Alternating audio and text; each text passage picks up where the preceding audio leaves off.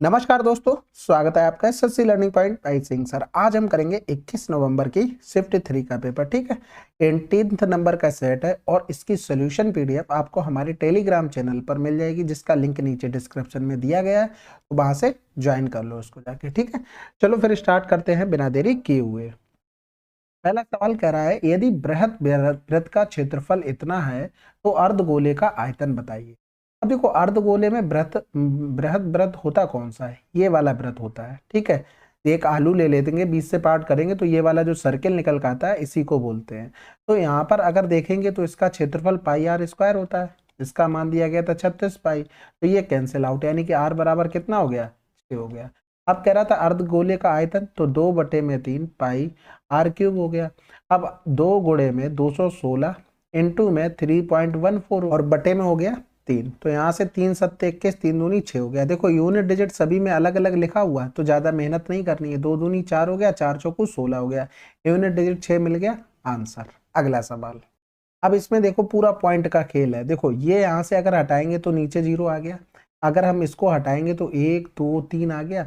अब 1 2 3 आ गया, के तो ये तो इससे कैंसिल आउट हो गया। के बराबर अगर लिखेंगे तो 8 4 4 अपॉन में 1 2 3 4 हो गया, यानी कि यहाँ पर 0 और लगाएंगे तब पॉइंट आ जाएगा, तो आंसर आ गया हमारा पॉइंट 0844। अगला सवाल। अब ये पूछ रहा था ये किसके बराबर है। भाई देखो, यहाँ पर सिंपल सा पॉइंट लगाना, 0 बढ़ाते जाना, यानी कि पॉइंट लगाया हमने तो 0 बढ़ाया, अभी भी भाग नहीं गया, अभी भी छोटा, तो 1 0 और 1 0 और बढ़ गया, यानी कि 2 0 आ गए यहाँ पर, और ऊपर पॉइंट के बाद 1 0 आया, यानी कि ये तो हो नहीं सकता, ये भी नहीं हो सकता, तो आंसर हमारे पास 2 होगा।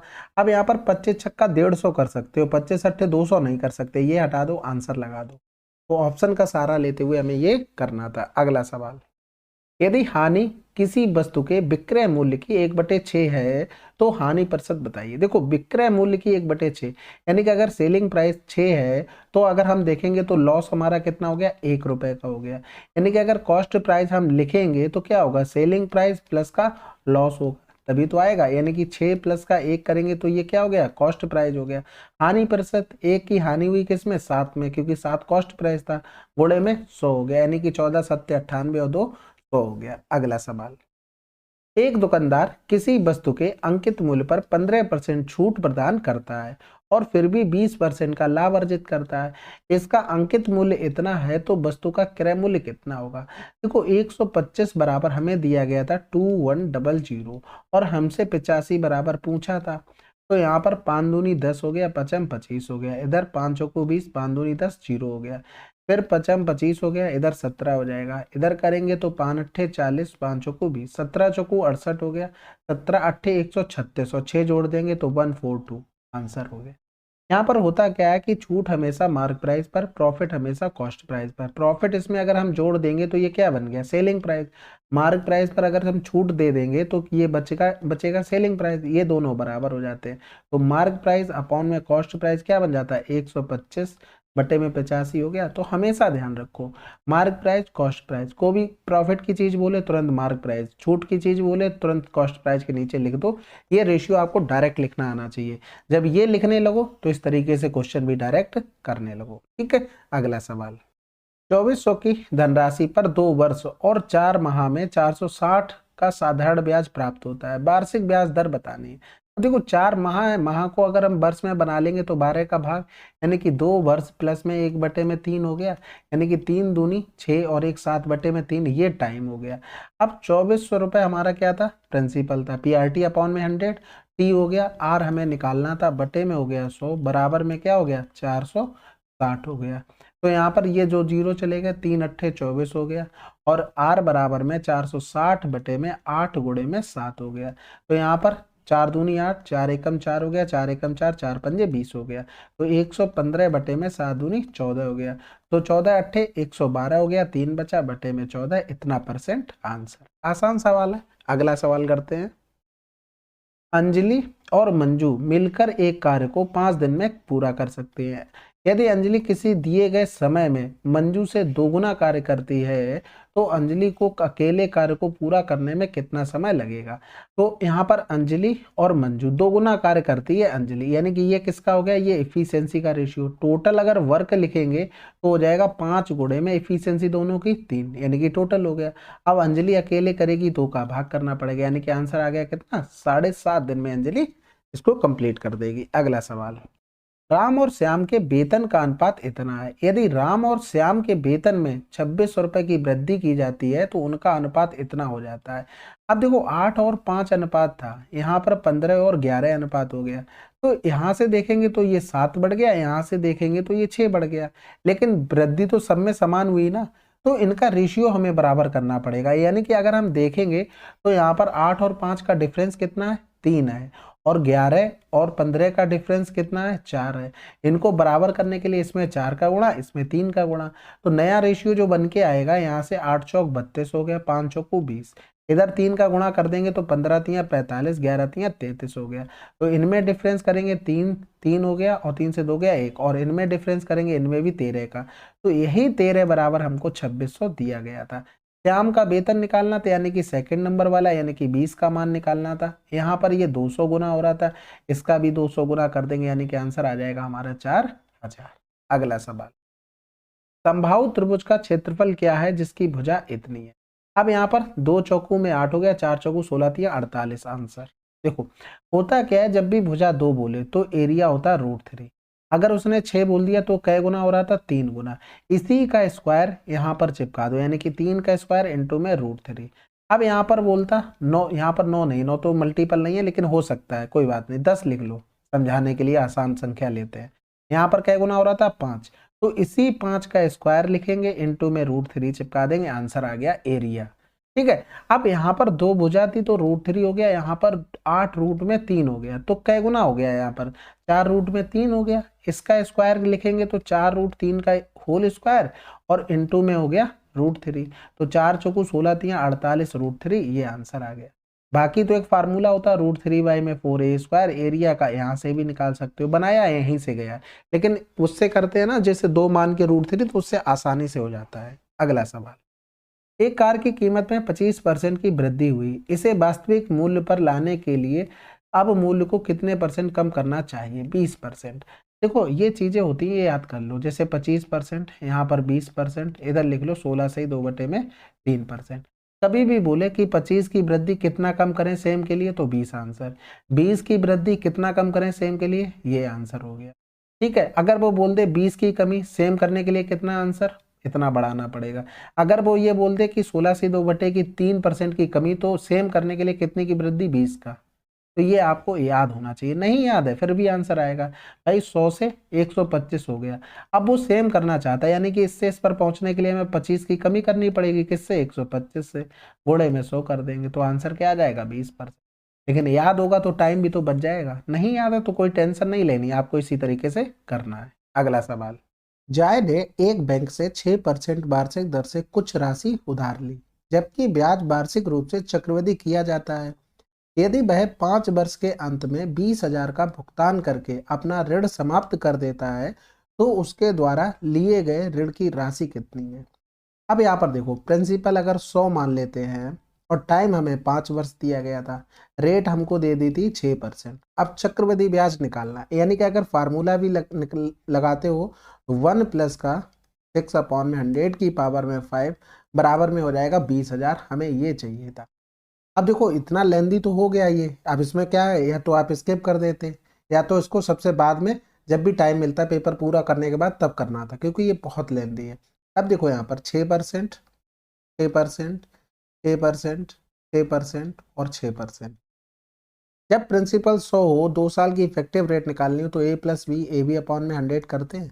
तो यहाँ पर इनके साथ अगर करेंगे तो 6 6 12, और प्लस में 6 36, यानी कि 0.36 हो जाएगा, तो ये 12.36 हो गया। इन दोनों के साथ करेंगे तो 12.36 यहाँ पर भी हो गया। अब इन दोनों के साथ सेम फार्मूला लगा देंगे, तो यहाँ पर लगाएंगे तो 12 दूनी 24, 36 दूनी 72, प्लस में हो जाएगा 12.36, गुणे में हो गया 12.36, बटे में 100 हो गया। अब हमसे अप्रोक्सीमेट पूछा गया तो हम अप्रोक्स ही लगाते हैं इसमें, ठीक है। पूरा करना हो तो पूरा कैलकुलेशन करो, अगर अप्रोक्स लगाना चाहते हो अप्रोक्स लगाओ। इसको 13 मान लो, इसको 13, यानी कि 169 हो गया। तो यहाँ पर 24.72 प्लस में हो गया 1.69 हो गया। तो जोड़ेंगे तो 9 2 11 हासिल लगा 1 हो गया, यानी कि यहाँ पर हो गया 8 8 6 14 की 4 हासिल लगा 1 हो गया, 5 और 1 6 हो गया, और ये 26.41 आ गया। अब इसको ऐसा करो 26 ही मान लो, ठीक है। हमने 26 मान के अब इसके साथ देखो 26 और 6% दोनों में लगाते तो 26 6 32 हो गया, प्लस में 26 गुणे में 6 बटे में 100, सेम फार्मूला लगा रहे। तो यहाँ पर 6 36 हो गया, 6 दूनी 12 और 3 15 हो गया, यानी कि 1.56 आ गया, यानी कि 32 में जोड़ेंगे तो 33.56 हो गया। अब पॉइंट में, पॉइंट के बाद 5 लिखा, यानी कि हम इसको 34 लिख सकते हैं, यानी कि ओवरऑल इफेक्टिव परसेंटेज रेट हमारी 34 निकल के आ गई। मेन चीज थी यही निकालना, अगर ये कायदे से निकाल ली तो हमारा काम हो गया। यानी कि अगर प्रिंसिपल 100 है, इफेक्टिव रेट 34 है, तो हमारे पास अमाउंट कितना बना जाके 134 बन गया जाके। भाई यहाँ पर 1 सेकंड रुको, यहाँ पर लिखेंगे अमाउंट, ठीक है, 134 बन गया, क्योंकि ये हमारे पास प्रिंसिपल है 100, ठीक ये, और ठीक है ये 34 हमारा हो गया, यानी कि अमाउंट हमारे पास कितना बन गया 134। अब इसी 134 का मान हमें दिया गया था 20,000, ठीक है। तो यहाँ पर हम लिखेंगे, एक सेकेंड, 134 का मान दिया गया था 20,000, ठीक है। 100 बराबर निकाल लेंगे तो राशि पता लग जाएगी, यानी कि 134 से हम 20,000 1 2 3 4 5 भाग कर देंगे, ठीक है। सबसे पहले एक बार जाएगा तो 134 हो गया, यहाँ से करेंगे ये बच जाएगा हमारे पास 66, ठीक है। फिर उतारा लिया, ये 0 हो गया।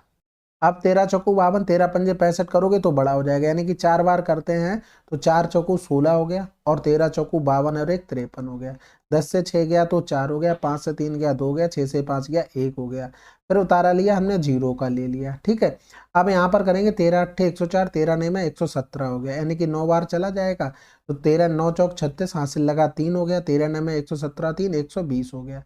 तो यहाँ पर लिखेंगे तो बचेगा कितना 6, 10 से 6 गया तो 4, यानी कि ये बच गया। फिर उतारा लेंगे 0 का, तो ऐसे ही समथिंग चलता जाएगा, यानी कि अब 1499 समथिंग आ गया तो हम अप्रोक्सीमेट जाएंगे तो इसको क्या लिख सकते हैं, जैसे आ गया मान लो 1499 पॉइंट समथिंग 99 आ गया, तो इसको हम ओवरऑल क्या लिख सकते थे 15,000 लिख सकते थे, क्योंकि इससे तो ज़्यादा ही आना है और हमको निकटतम 1000 तक लिखना था। तो ये आंसर हमारे पास हो गया। समझ में आ गई बात। तो अब ये इतना लेंदी था, आपके ऊपर बस कैलकुलेशन का गट्स होना चाहिए था, आप इसको आसानी से कर लेते हैं। अगला सवाल करते हैं। एक रेलगाड़ी 10 मिनट में 10 किलोमीटर की दूरी तय करती है, यदि इसकी चाल 20 किलोमीटर प्रति घंटा कम कर दी जाए तो समान दूरी तय करने में इसे कितना समय लगेगा। तो देखो 10 मिनट में वो 10 किलोमीटर जाता है, ठीक है। 60 मिनट में वो कितना जाएगा, 60 किलोमीटर जाएगा, ठीक है। यहाँ पर कह रहा है कि 60 मिनट में अगर 20 किलोमीटर दूरी कम कर दी जाए, यानी कि वो आप 60 मिनट में 40 किलोमीटर ही दूरी जा पा रहा है, ये कहने का मतलब है। तो अब समान दूरी की बात कर रहा था, अब देखो समान दूरी कितनी थी 10 किलोमीटर, तो 10 किलोमीटर हमें जाना है, तो 10 किलोमीटर यहाँ पर करेंगे 1/4 हो गया, इसका भी 1/4 कर दो, यानी कि आंसर क्या आ जाएगा 15 मिनट। समझ पा रहे हो ना भाई, 10 मिनट में 10 किलोमीटर, तो हमने 60 मिनट में 60 किलोमीटर निकाला। वो कह रहा था कि 60 मिनट में 20 किलोमीटर दूरी, यानी कि 1 घंटा में 20 किलोमीटर कम जा पा रहा है, तो 20 किलोमीटर कम जा रहा है 1 घंटे में, तो 60 में 40 ही तो जा रहा होगा। अब इसका हमें 10 किलोमीटर ही ले जाना था, तो 1/4, इसका भी 1/4, 15 मिनट आंसर आ गया। अगला सवाल, हमें एचसीएफ बताना था। अब ऑप्शन का सहारा लो, देखो ये तो हमें पता है 23 ने में 207 होता है और 23 सत्ते 161 होता है, अगर याद होगा तो आसानी से कर लोगे, नहीं कर पाओगे तो कोई बात ही नहीं है। एन प्राकृतिक विषम संख्याओं का औसत है जहां एन विषम है। अब एक चीज समझो, यहाँ पर तो इन्होंने आंसर एन लिख दिया, सही है, यहाँ पर ये होना चाहिए था प्रथम एन प्राकृतिक विषम संख्याओं, ठीक है, फर्स्ट, तो सही होता। जैसे मान लो अगर हम यहाँ पर लिख दे 3 5 और 7, ये भी तो है विषम संख्या है प्राकृतिक, तो 7 3 10 हो गया, और 10/2 कर देंगे यानी कि 5 आ गया। तो यहाँ पर तो आना चाहिए था 3, क्योंकि एन बराबर कितनी संख्या है 3 है, तो एवरेज एन बराबर में 3 ही आना चाहिए थे, यहाँ पर नहीं हुआ ना। अब यहाँ पर 1 3 लिख दो और 5 लिख दो, तो इनका एवरेज अगर निकालोगे तो कितना आ जाएगा 2 3 6, और यहाँ पर एन बराबर कितना 3 है। सही हो गया। अब यहाँ पर 1 3 5 7 लिख देंगे तो इनका एवरेज कितना हो जाएगा, 7 1 8 4 हो गया। एन बराबर कितना था, 4। 1 3 5 7 9 लिख देंगे तो 9 1 10, एवरेज कितना हो गया, 5। नंबर कितने थे, एन बराबर में 5। तो यहाँ पर ये लिखना चाहिए था इनको, प्रथम एन प्राकृतिक संख्याओं का, प्राकृतिक विषम संख्याओं का औसत एन होता है। ठीक है, ये चीज आप नोट कर लेना। अगला सवाल, निम्नलिखित में से कौन सा अनुपात सबसे बड़ा है। भाई भाग करके देख लो, और तो कुछ बनने वाला नहीं। ठीक है, इसमें हमने किया 5/8 तो पॉइंट लगाया, 0 बढ़ाया, 8 छंग 48 आ गया। यहाँ पर किया 10/3 तो पॉइंट तो हटा ही दो। ठीक है, 3 3 9 आया।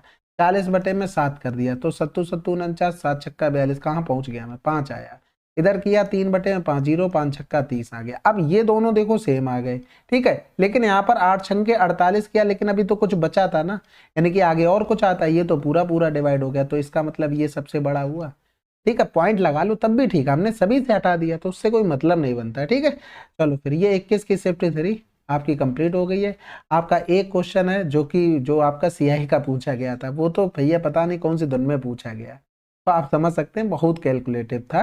बाकी मिलते हैं अगले वीडियो में, तब तक के लिए जय हिंद जय भारत।